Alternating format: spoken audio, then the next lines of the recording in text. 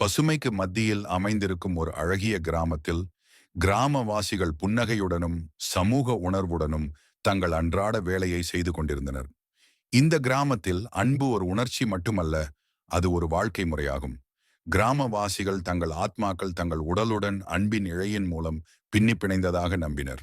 அவர்களில் அருண் என்ற இளைஞன் கருணை மற்றும் மற்றவர்களுடன் ஆழமான அன்பிற்கு பெயர் பெற்றான்.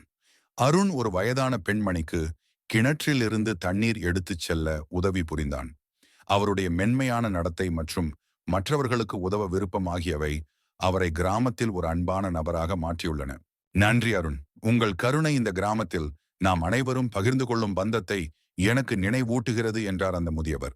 அருண் தாழ்மையுடன், இது எனது மகிழ்ச்சி, நாம் அனைவரும் இணைந்திருக்கிறோம், ஒருவருக்கொருவர் உதவுவது அந்த பிணைப்பை பலப்படுத்துகிறது என்று பதில் அளித்தான்.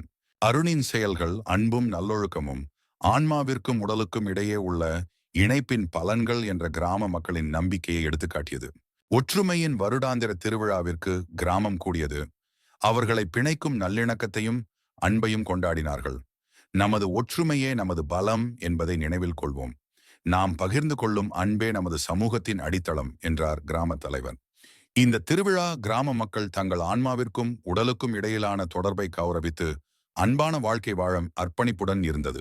ஒரு நாள் கடுமையான வறட்சி கிராமத்தின் வாழ்வாதாரத்தை அச்சுறுத்தியது.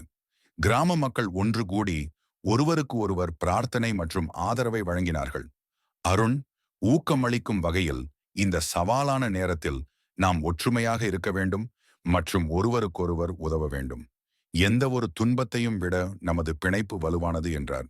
நெருக்கடியான காலங்களில் கிராமவாசிகளின் அன்பும் ஒற்றுமையும் அவர்களின் ஆன்மாவும் உடலும் அன்பின் மூலம் இணைக்கப்பட்டுள்ளன என்ற எண்ணத்தை வலுப்படுத்தியது.